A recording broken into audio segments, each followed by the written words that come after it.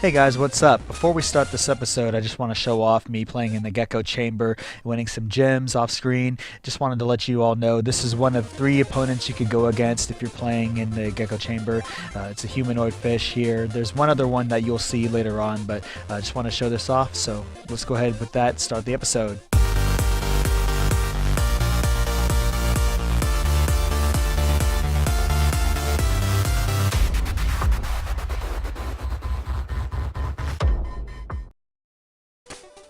Hey everybody, welcome back to another episode of Shantae. This is Shadow HP3, ready to entertain. Last episode, we ran a couple of errands in terms of taking care of some items of business here. We turned in some orb squids, we bought some additional items from the store, and we all in all went ahead and got ourselves ready to spend some gems here, which we're going to do in this episode. We're going to be spending lots and lots of money, so I went ahead and, like I said I was going to do, I went to the Gecko Chamber and won plenty of gems, went ahead and maxed out my gem count to 999, as you can see here on the screen. So what we're going to do first is we're going to go to Watertown, and thankfully now that we know the dance to teleport there, let's just go ahead and do it. So I'll have to concentrate on this. Give me a moment, guys. Let's see if I can do this correctly.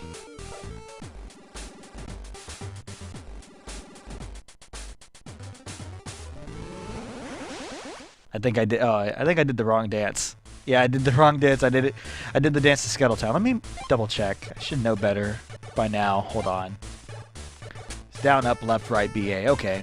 Or down, up, right, left, BA. Okay, that's what I was doing wrong. Jeez, I was afraid I was gonna mess it up. Okay, let's try it again.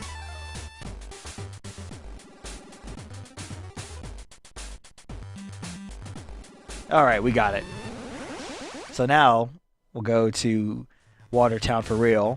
Let's enter in, and we'll go straight to the item shop here and buy the last of the, big name items for Shantae here. We're going to go ahead and buy the tiara, which costs a whopping 900 gems, but it'll be the last piece to the, essentially what is, I guess you could say a 2-part attack now. You had the boot and the sash that worked hand in hand, and now the cuff and the tiara are going to do the same thing here. So now we'll be able to follow up our elbow dash with a powerful twirl attack. And I'll show this off here in a moment. So wait for the gem count to diminish, because like I mentioned, we can't speed up this process here. So now we're left with 99 gems. And like I said, that's the last of those 4 main parts that we needed to buy. So now if you look at how this will work, so you hold the charge button, charge up your elbow dash, release it, and then hit the attack button again, and then you'll do a jumping twirl, which looks pretty cool if you were on ice skates, but I don't know if I would ever find an opportunity to use it, but I figured I'd at least buy it just to show you all. So now what we need to do, because in order for us to proceed, we'll need to go back to Oasis Town, and so I'm going to go ahead and cut there, and I'll see you guys back in Oasis Town, and then we'll go ahead and start forth with our journey towards, I guess, where are we going to? Yeah, we're going towards Mount Pointy, so I'll see you guys in Oasis Town back in just a moment.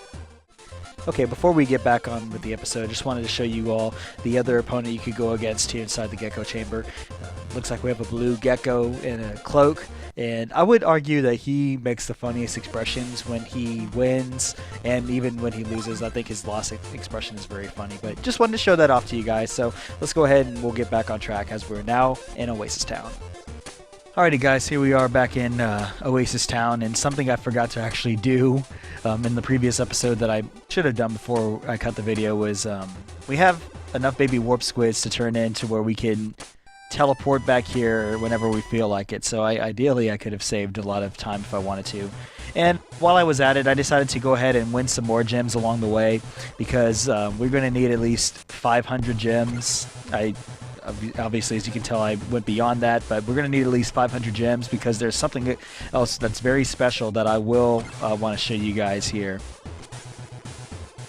Later on this episode, you'll see once we get to where we need to get to. But for now, let's do what I should have done in the previous episode and turn in 4 baby warp squids, so that way we can learn the dance to teleport ourselves back to Oasis Town at any point in time. Alright, so turn all 4 in. Right where Sky's face is, we get the dance to be able to teleport ourselves back to Oasis Town, although I don't know how much of a difference it'll make, at least in terms of us being able to use it now that we've done what we needed to at least do in terms of getting the gems we need. But for now, we are done with Oasis Town, so now we will finally... Okay, I take that back. You know what? I'm sorry. The other thing I should have done was heal up. I'm totally forgetting things today, or forgetting what things to do today. Let me go heal up real fast. Jeez. Took one good look at my health and saw that it was really low, and I was thinking to myself, man, how could you forget about your health just like that? Okay. Well, thankfully, I didn't. At least right before we set foot off, so... Now, with that said, let's go ahead and leave Oasis Town, and we are going to actually make our way west for once.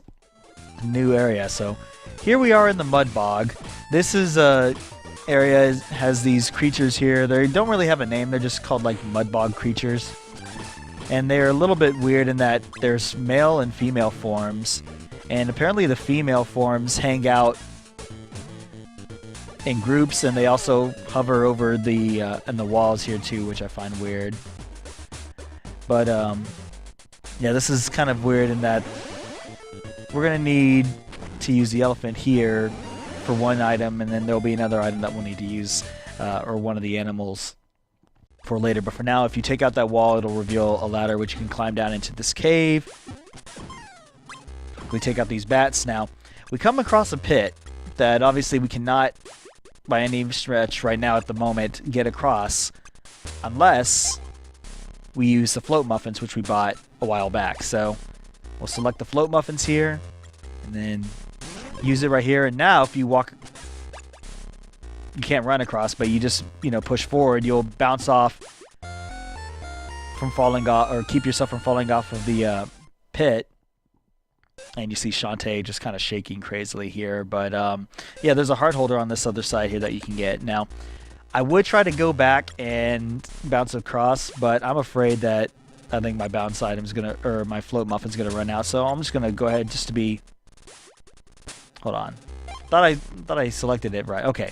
Yeah, I'm gonna be safe and use it again, so that way I'll assure myself that I get across. But yeah, that's how the float muffin works. So as far as I know, that's really the only time you're ever going to need it.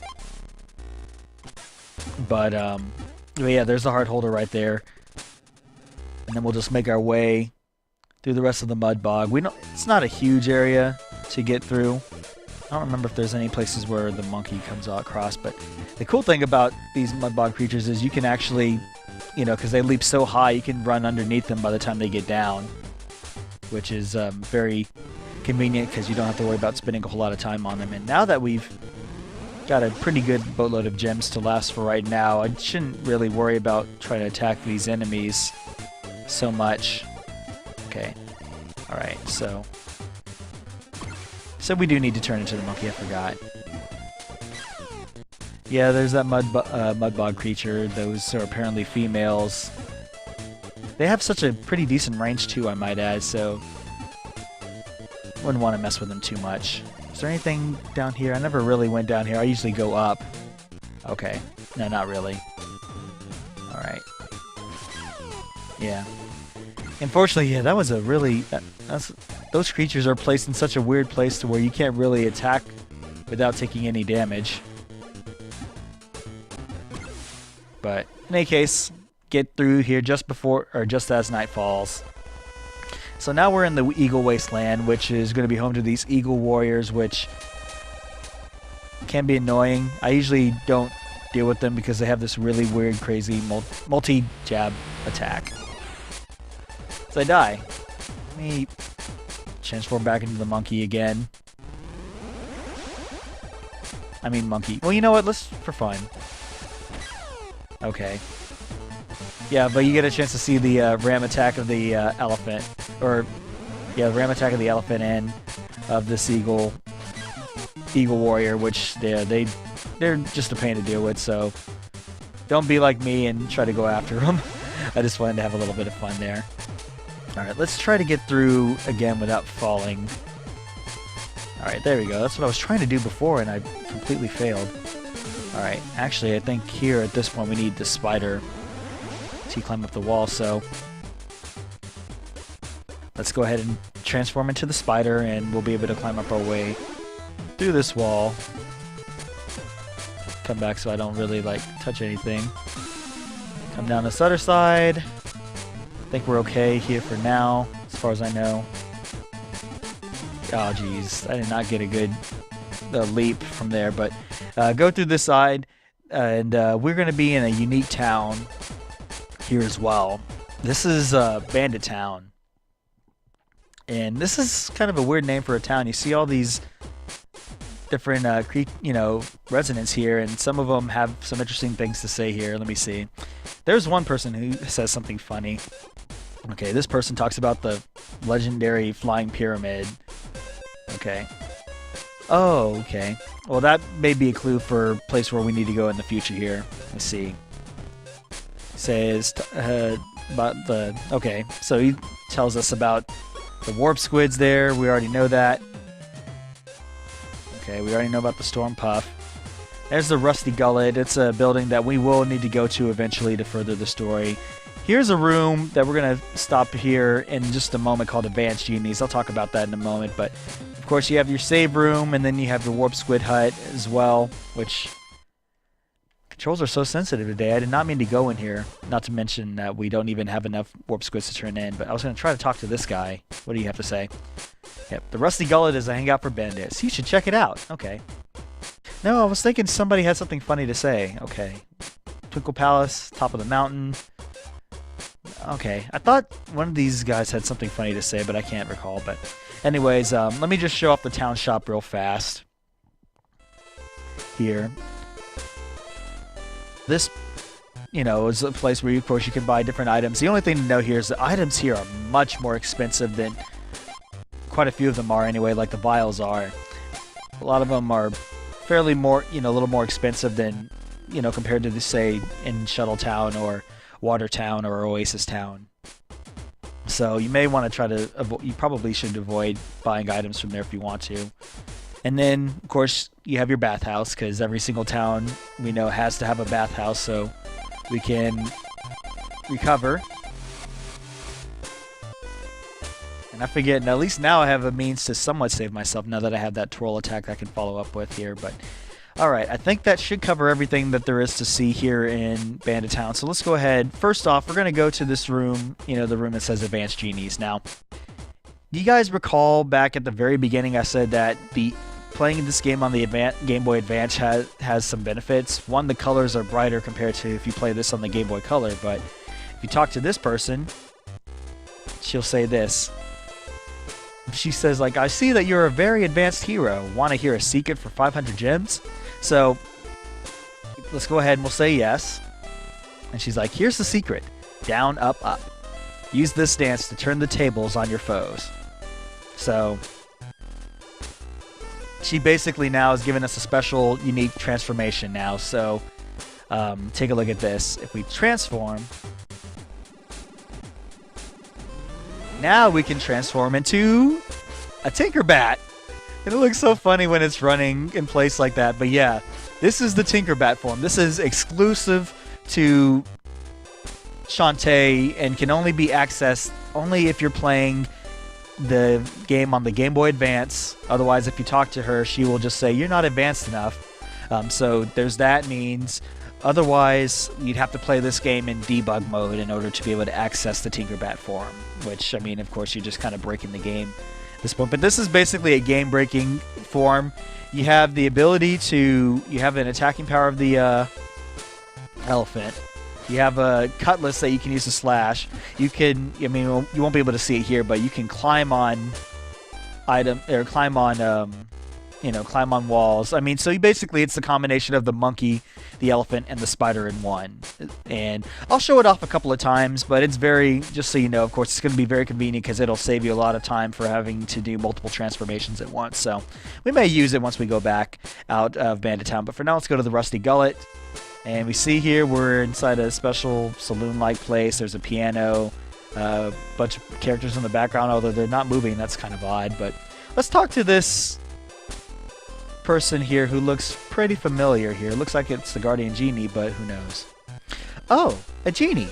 Are you Bandit Town's guardian? Absolutely. I do my job using powerful mind-reading magic. For instance, you've come here looking for the Twinkle Stone, right? Oh, wow, you're right.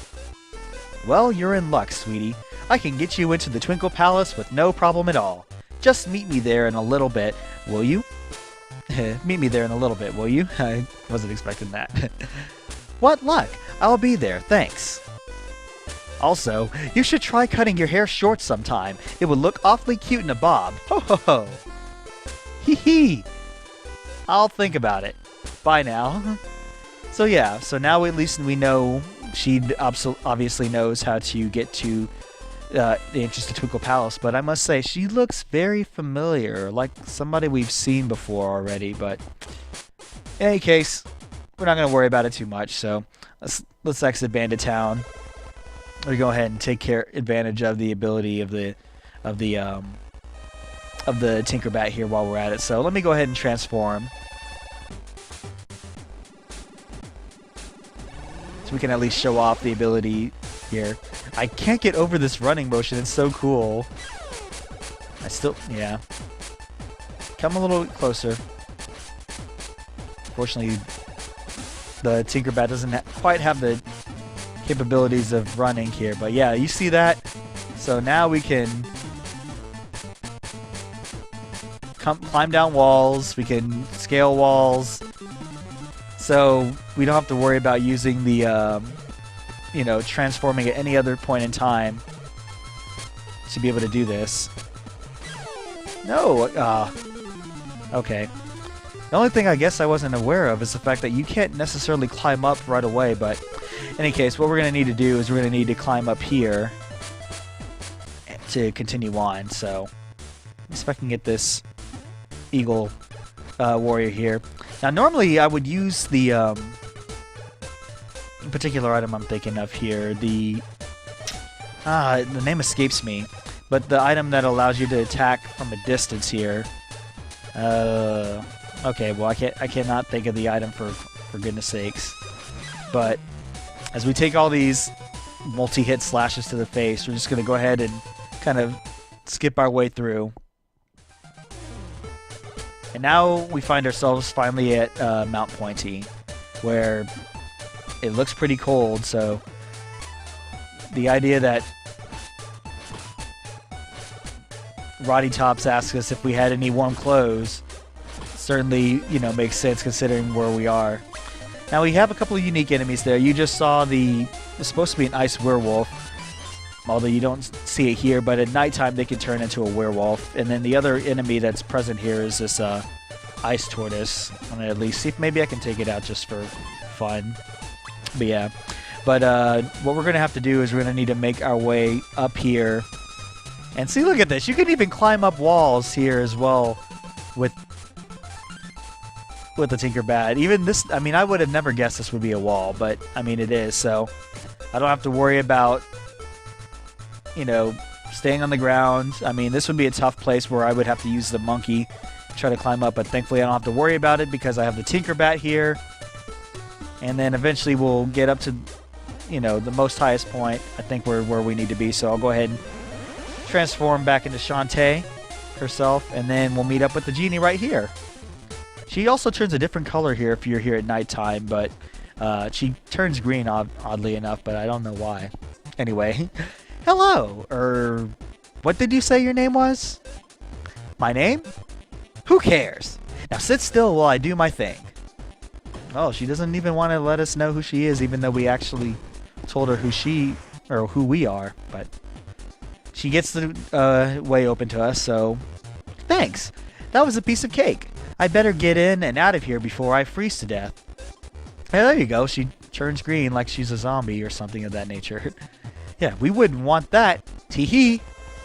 Alright, so we are finally have the access to Twinkle Palace, which is the final labyrinth here in this game. So when we come back in the next episode, we will go ahead and try to find that final Twinkle Stone that's heading inside the Twinkle Palace. So if you guys like what you saw in this episode, please subscribe. Let me know what you think in the comments below. Hit that like button. And I will see you guys next time. This is Shadow HB3 signing off, telling you guys to stay perky. See you guys next episode. Little openings give you the impression you can go up there, but you can't. You have to...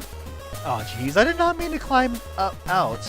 My goodness. Alright, let's try it again. Yeah. You have to have the monkey to get to this actual ice block because, like I said, Tinkerbat can't get it done. And then we'll transform into the elephant, and I'm hopefully not going to get a succubus. No. Oh, come on. Are you going to...